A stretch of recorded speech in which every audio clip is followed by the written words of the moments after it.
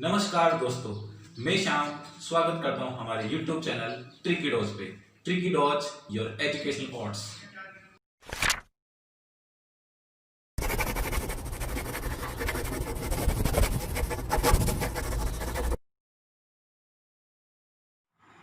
Hello friends. तो पिछले कुछ लेक्चर्स में हमने जो टॉपिक कवर किए like properties of fluid, surface tension and capillarity, आज हम उनसे रिलेटेड कुछ इंपॉर्टेंट ऑब्जेक्टिव क्वेश्चंस देखते हैं जो पिछले कुछ सालों में कॉम्पिटिटिव एग्जाम्स में पूछे गए हैं। ठीक है, चलिए स्टार्ट करते हैं क्वेश्चन नंबर 1 से। फर्स्ट क्वेश्चन आपका कैपिलरिटी इज़ ड्यू टू, ठीक है, कि कैपिलरिटी किस वजह से होती है। तो अपने पास 4 ऑप्शन है यहाँ पर, विस्कोसिटी, कोहेजन, सरफेस टेंशन और वेपर प्रेशर। ठीक है, तो हम जानते हैं कि जो अपने पास फॉर्मूला है कैपिलरी राइज और फॉल का, वो क्या आपका H = 4 sigma cos theta upon rho g d.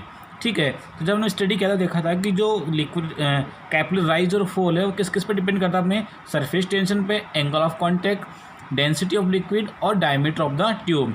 ठीक है, तो यहाँ पे ऑप्शन से क्लियर अपने पास कि जो मेन रीजन है इसका कैपिलरी का वो क्या है, अपना सरफेस टेंशन, जिस पर अपना डायरेक्टली प्रोपोर्शनल करता है कैपिलरी राइज।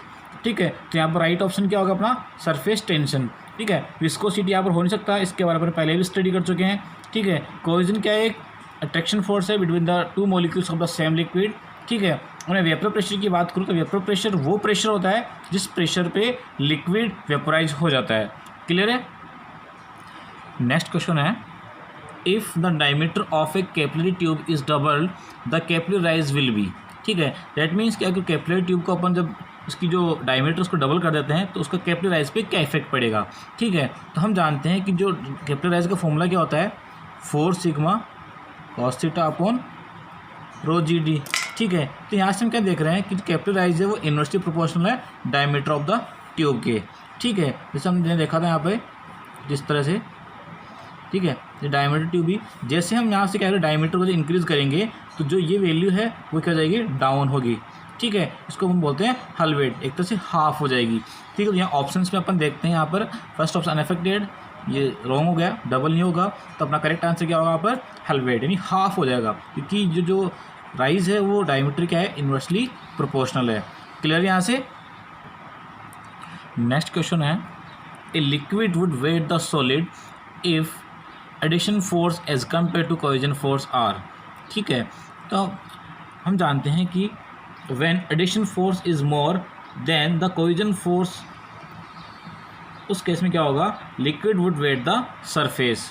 ठीक है, जैसे हमने एक एग्जांपल भी देखा था कि हम जैसे किसी ग्लास में वाटर डालते हैं तो वो जो वाटर है उस ग्लास की सरफेस को क्या करता है, वेट कर देता है। उसका रीज़न क्या है कि एडिशन फोर्स क्या होता है, adhesion force is the force which is acting between the molecules of 2 different surfaces and cohesion force is the force which is acting between the molecules of the same liquid. ठीक है, तो यहाँ पे क्या होगा, एडिशन फोर्स जब ज़्यादा होगा as compare to cohesion force, तो उस केस में क्या होगा कि जो सॉलिड सरफेस होती है वो लिक्विड के मॉलिक्यूल्स पे एक ज़्यादा एडिशन फोर्स लगाती है। ठीक है, तो उसी वजह से क्या होगा, वो लिक्विड उस सॉलिड को वेट करेगा। ठीक है, तो यहाँ पर एक अपना राइट आंसर क्या होगा, ऑप्शन नंबर बी, क्योंकि जब एडिशन फोर्स ज़्यादा होगा कोहेजन फोर्स से, उसी केस में लिक्विड सॉलिड को वेट करेगा। क्लियर यहाँ से।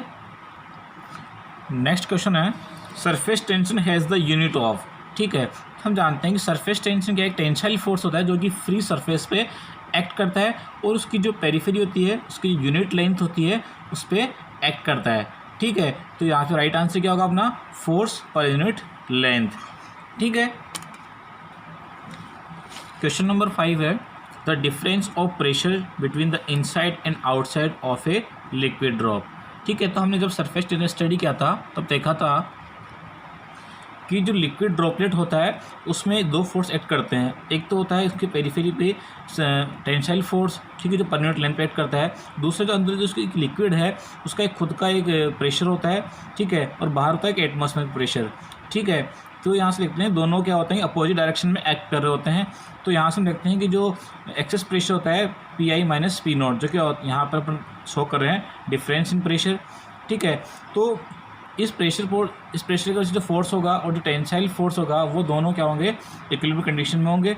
ठीक है, तो यहाँ से हम जब इन दोनों को कंपेयर करते थे, ठीक है, यह आपको हो गया प्रेशर फोर्स ठीक है, आपका हो गया टेंसाइल फोर्स। तो आप यहाँ से मेरे पास एक रिलेशन निकल के आता है, जो डिफरेंस है प्रेशर का इनसाइड और आउटसाइड में, वो आपके निकल के आता है 4 सिग्मा अपॉन डी। ठीक है, जहाँ पर सिग्मा क्या आपका सरफेस टेंशन और डी क्या डायमीटर ऑफ द मॉलिक्यूल। ठीक है, तो यहाँ से हम देखते हैं कि जो डायमीटर है इसकी वैल्यू अगर मैं पुट करूँ, जैसे यहाँ पर 4 सिग्मा, डायमीटर को अपन क्या लिख सकते हैं 2r। तो यहाँ से अपने पास क्या रिलेशन आ गया 2 सिग्मा अपॉन r। ठीक है, तो यहाँ से अब अपने ऑप्शन में देखते हैं हम, तो ऑप्शन से क्लियर हो रहा है, जो ऑप्शन नंबर 4 है वो आपका क्या होगा राइट आंसर। क्लियर है यहाँ से। क्वेश्चन 6 है, if the capillary rise of water in A 1 mm diameter tube is 3 mm, the height of capillary rise of water in A 0.2 mm diameter tube in centimetre. ठीक है, तो हम जानते हैं कि जो कैपिलरी राइज का जो फॉर्मूला होता है वो क्या होता है अपना पास H equal to 4 sigma cos theta upon rho g d.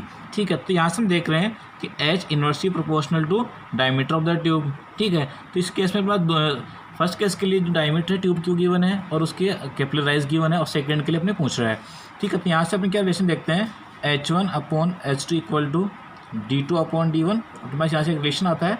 ठीक है, तो यहाँ से मुझे H2 की वैल्यू फाइंड करनी है, तो क्या होगा H1 D1 अपॉन D2। ठीक है, तो यहाँ पर पहले केस के लिए जो हाइट है वो कितनी गिवन है, ठीक है 3 सेंटीमीटर यहाँ पे। ठीक है, 3, उस केस के लिए डायमीटर कितना अपने पास में 1 mm। ठीक है, और सेकंड केस के लिए डायमीटर कितना है ट्यूब का 0.2। ठीक है, तो यहाँ से अपने पास में जो वैल्यू आएगी वो कितनी आएगी 15 सेंटीमीटर। क्लियर है, राइट आंसर क्या होगा अपने पास में 15 सेंटीमीटर। क्लियर है। नेक्स्ट क्वेश्चन है, the diameter of droplet is 0.075 mm, what is the intensity of pressure Newton per centimeter square developed in the droplet by surface tension of 0.00075 Newton per mm। ठीक है, तो यहाँ से मैं क्या data given है, यहाँ से डायमीटर गिवन है ड्रॉपलेट की। ठीक है, और इंटेंसिटी ऑफ प्रेशर फाइंड करना है। ठीक है, और सरफेस टेंशन गिवन है। तो हम जानते हैं कि ड्रॉपलेट के केस के लिए जो चेंज इन प्रेशर का जो रिलेशन और पास जो हमने देखा था सरफेस टेंशन लेक्चर में, वो क्या होता है आपका 4 सिग्मा अपॉन डी। ठीक है, अब यहाँ से हमें फाइंड क्या करना है इंटेंसिटी ऑफ प्रेशर न्यूटन पर सेंटीमीटर स्क्वायर में। ठीक है, चलिए हम देखते हैं यहाँ से हमने सरफेस टेंशन की वैल्यू कितनी गिवन है 0.00075 न्यूटन पर mm।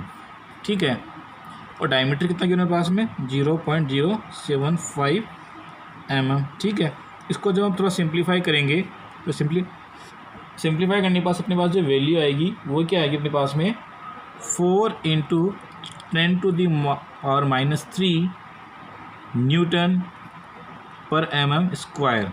ठीक है, दोनों वैल्यू किसमें गिवन है, दोनों यूनिट mm में है। ठीक है, अब हमें आंसर चाहिए न्यूटन पर सेंटीमीटर स्क्वायर में। ठीक है, तो इसको हम कन्वर्ट करेंगे तो अपने पास फाइनल आंसर आएगा, वो आएगा अपने पास में 0.4 न्यूटन पर सेंटीमीटर स्क्वायर। ठीक है, तो आप ऑप्शन ए क्या होगा राइट आंसर। क्लियर है। इस टाइप के क्वेश्चन एसएससी में 2 से 3 बार पूछा जा चुका है। ठीक है, नेक्स्ट क्वेश्चन है, when the cohesion force between molecules of A fluid is greater than the addition force between fluid and the glass, then the free level of fluid in glass tube dipped in the glass vessel will be। That means कि यहाँ पे क्या कर रहा है कि जो cohesion force है सेम काइंड्स ऑफ मॉलिक्यूल्स के बीच में, ठीक है, वो क्या है ग्रेटर देन है adhesion force between fluid and the glass. यानी जब उन किसी लिक्विड को किसी सॉलिड सरफेस पे डालते हैं तो सॉलिड सरफेस उस पर क्या करती है अट्रैक्शन फोर्स लगाती है, that is called adhesion force. ठीक है, तो इसको थोड़ा हम डिटेल में समझते हैं। हम जानते हैं कि नॉन मेल्टिंग के जो केस में क्या होता है, जो कोहेजन फोर्स होता है वो ग्रेटर देन होता है एडिशन फोर्स के भी, क्योंकि जब किसी नॉन मेल्टिंग फ्लूइड को जब किसी सॉलिड सरफेस डालते हैं तो उसके जो मॉलिक्यूल्स है वो क्या करते हैं कॉन्टैक्ट होने की कोशिश करते हैं, क्योंकि उनके मॉलिक्यूल्स में जो क्या कोहेजन फोर्स है वो बहुत ज़्यादा होता है। ठीक है, तो वहाँ पर जो एंगल ऑफ कॉन्टैक्ट है उसकी वैल्यू क्या होती है ग्रेटर देन 90 डिग्री और π/2। ठीक है, तो उस केस में क्या होता है जब इस टाइप के लिक्विड को हम जब किसी ट्यूब में ग्लास ट्यूब में जब जो कि इस टाइप की फ्लूइड से फिलअप है, ठीक है। तो इसमें जब अपन कोई ट्यूब क्या करते हैं, इंसर्ट करते हैं, तो उस केस में क्या होगा, उस केस में जो लेवल है ट्यूब में, जो लिक्विड का लेवल है वो कंटिन्यू क्या होगा, लोअर होगा, ठीक है। इस लेवल से क्या होगा, उससे लोअर रहेगा, ठीक है। ये आपका एंगल ऑफ कॉन्टैक्ट होता है यहाँ पे, ठीक है। और इस केस का मैंने आपको एक एग्जांपल भी दिया था, वो बेस्ट एग्जांपल क्या था आपका इसका, मरकरी, ठीक है। तो इस केस के लिए जो राइट आंसर होगा वो होगा यहाँ पर lower than the surface of a liquid, ठीक है। जो सरफेस पे जो लिक्विड था, ठीक है, उससे क्या रहेगा, जो ट्यूब में जो लेवल है वो क्या रहेगा, लोअर रहेगा। तो यहाँ पर राइट आंसर क्या होगा अपना, ऑप्शन नंबर बी। क्लियर है। अगला क्वेश्चन है, surface tension sigma has the dimension as, ठीक है। तो हम जानते हैं कि जो सरफेस टेंशन होता है वो क्या होता है अपना, फोर्स पर यूनिट लेंथ, ठीक है। फोर्स की डायमेंशन क्या होती है, m1 L1 T-2 और लेंथ की L1, ठीक है। तो यहाँ से सरफेस टेंशन डायमेंशन क्या हो जाएगी, m1 T-2। तो यहाँ पर राइट आंसर क्या होगा अपना, ऑप्शन नंबर सी।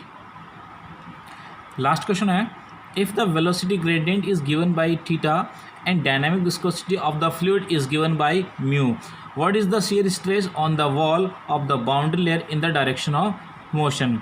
तो हम जानते हैं कि according to the Newton's law of viscosity, shear stress is directly proportional to the rate of shear strain और वेलोसिटी ग्रेडियंट। ये क्या होता है आपका, वेलोसिटी ग्रेडियंट, ठीक है। तो यहाँ से हम जब इस देखते हैं तो क्या बनता है अपना, proportional term du/dy, tau is the shear stress, mu is the dynamic viscosity and du/dy is the velocity gradient, ठीक है। तो क्वेश्चन में क्या गिवन है, velocity gradient is given by theta, that means du/dy की वैल्यू क्या है, इसकी वैल्यू क्या होगी अपने पास, थीटा, ठीक है। तो यहाँ से हम क्या रिलेशन देख रहे हैं, म्यू थीटा, तो अपने पास में राइट आंसर क्या होगा, म्यू थीटा। तो ऑप्शन ए क्या होगा अपना राइट आंसर। क्लियर यहाँ से। तो आई होप आपको ये जो 10 क्वेश्चन है वो क्लियर हो गए होंगे। नेक्स्ट लेक्चर में हम जानेंगे नेक्स्ट टॉपिक के बारे में। तब तक के लिए जय हिंद, जय भारत।